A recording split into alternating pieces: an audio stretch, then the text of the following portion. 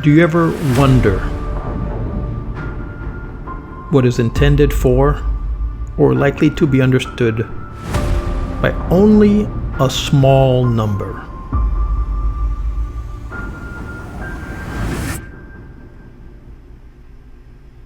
The traditional beliefs, customs, and stories of a community.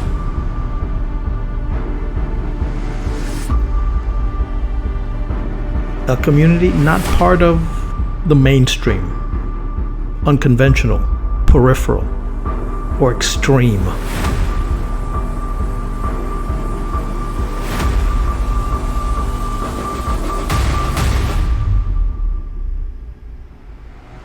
Part of an anthology, a published collection of poems or other pieces of writing.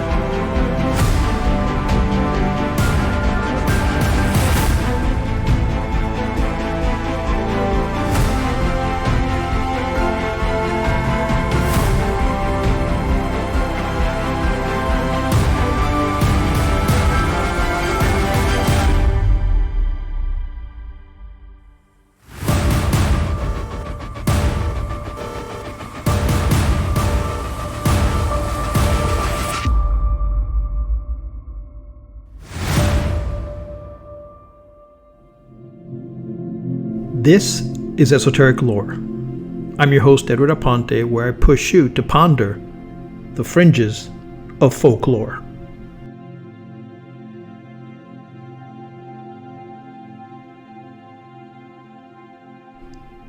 You are here.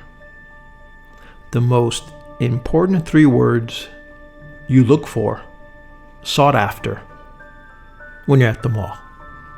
In front of the directory, that is. The mall directory and that red dot or arrow notifying you are here. And once you find your orientation, you can then find your store or restaurant at the mall.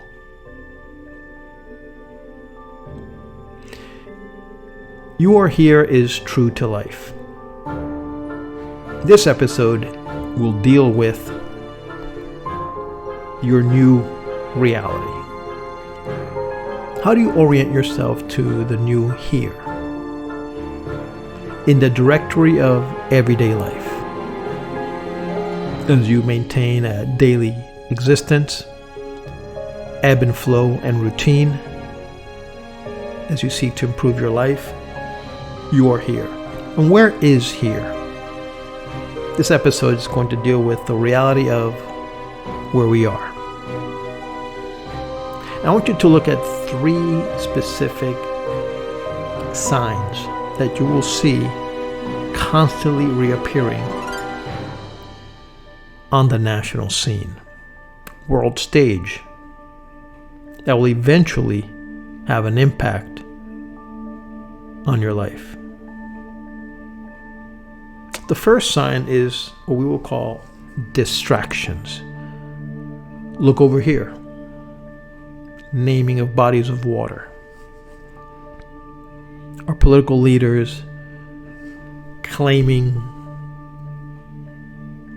wanting to conquer other sovereign territories. Lots of distractions. Next thing I want you to look at is what we will call deceptions. And these will come in layers, stages, sometimes all at once. So a distraction proposes or edicts this grandiose event, nothing to do with everyday life or improving the life of its citizens. So in the midst of distractions, there will be lots of deceptions, lies galore. That's already in. The first Trump administration, Wall Street Journal and other reports show that Trump lied over 30,000 times in 4 years. The best policy is to realize that he lies all the time. That your political leaders at the top lie, deceive. The best thing you could do is, for starters, is not believe a word they say. Question everything. So look for an enormous amount of grandiose distractions. They look for deception.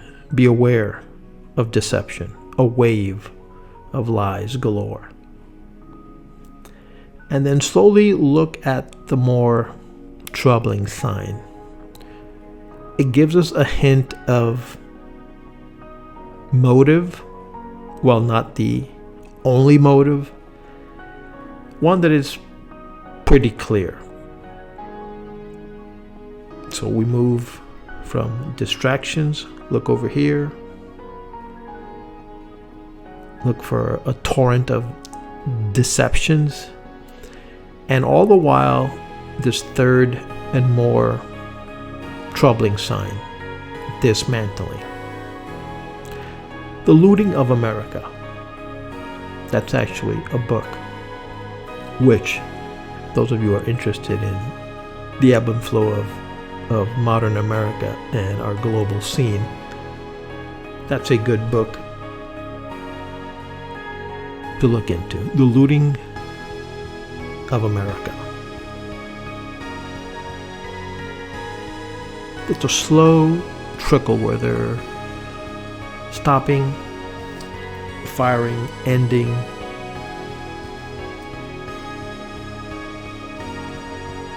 The American political system as we know it.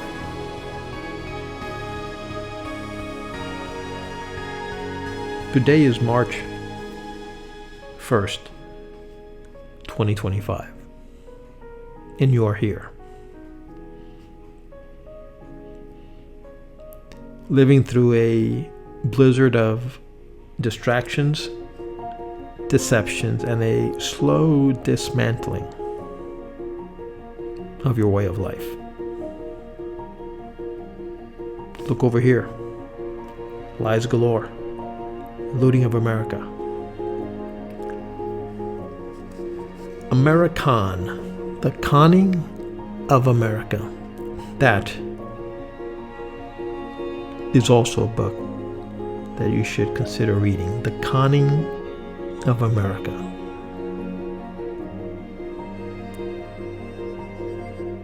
So one of the ways to survive this deluge of information is to use a great deal of daily discernment. Number one, discern why and be aware of why this is happening. And I already told you, look at these three daily signs: distractions, deception, and a slow dismantling of the American economy, but also on the American way of life, the experience as a whole, the democratic experience and experiment is in jeopardy. Discernment looks beyond the labels to find the ideology or the worldview. We are no longer really to discern at the level of, well, that's how they do it. There's a left and right, a Republican and Democratic. Look beyond the labels to the why. That's where you will find the true answer to this crisis. Not the labels, but the ideology. Why? What is the worldview that develops, that produces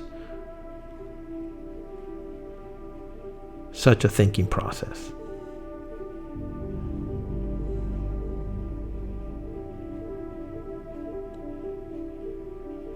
The perfect storm is here.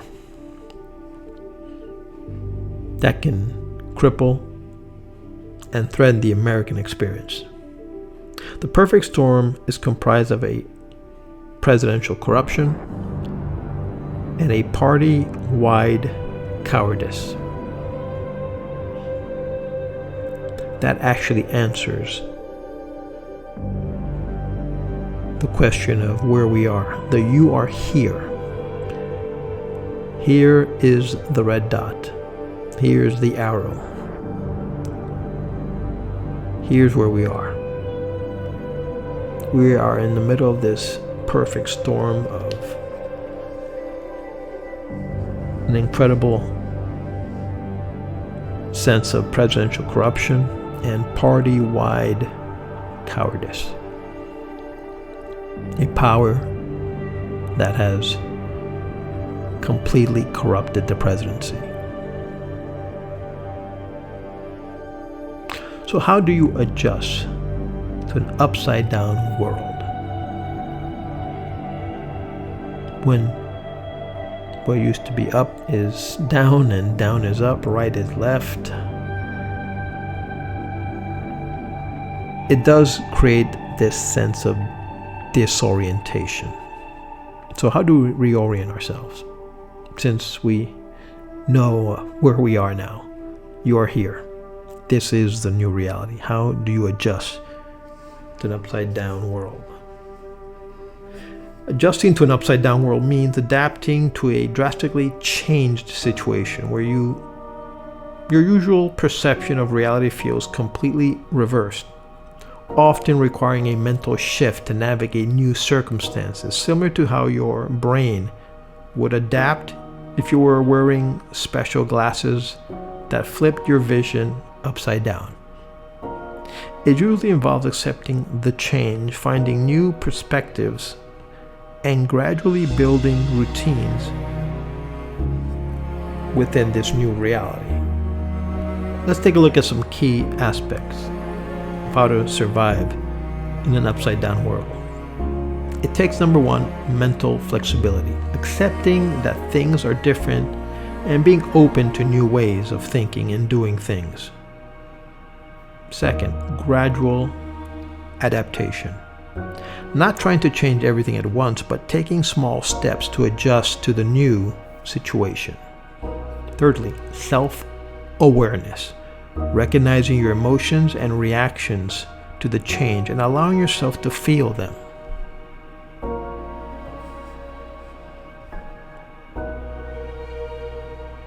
Fourth, focus on the positive. Finding aspects of the new situation that are beneficial or positive to focus on. For example, use humor. Laugh at some of the outrageous things that you will see, hear, and maybe experience moving forward.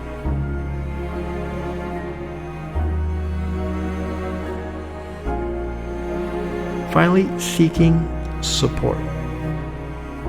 Reaching out to friends, family, and professionals for guidance and understanding.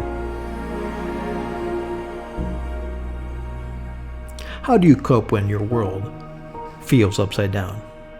Establish routines. Maintain a structural daily schedule with familiar activities to provide stability. Next, mindfulness practices. Meditation, deep breathing exercises can help manage stress and anxiety. Engage in self-care. Prioritize healthy habits like sleep, nutrition, and exercise. Set realistic goals. Break down large changes into smaller, achievable steps. Finally, seek professional help. If the changes are causing significant distress, consider therapy to navigate the emotional challenges. Below on the show notes of this podcast, I want to remind you that we have an app, a mindfulness app called Esoteric Every Day. Look at it, it's free to download on your Apple or Android store. If you like this video, please subscribe, share, and give us a thumbs up. Thanks for watching. See you next time.